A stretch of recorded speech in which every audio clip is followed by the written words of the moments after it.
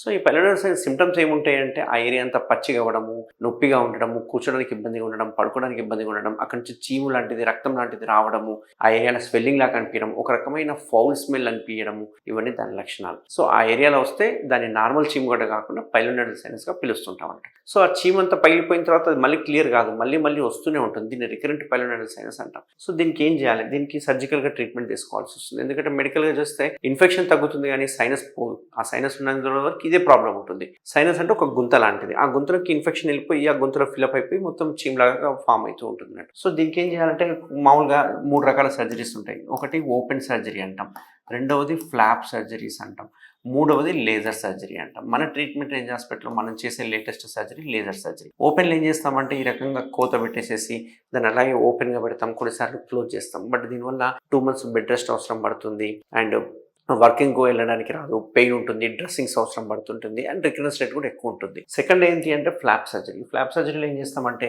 ఇక్కడున్న కండను తీసేసి పక్కనున్న కండని వేస్తూ ఉంటాం అన్నట్టు. రాంబాయిడ్ ఫ్లాప్స్ అంటుంటాం. ఈ రాంబాయిడ్ ఫ్లాప్ వల్ల ఏమవుతుందంటే దీనికి కూడా 2-3 weeks బెడ్ రెస్ట్ అవసరం పడుతుంది.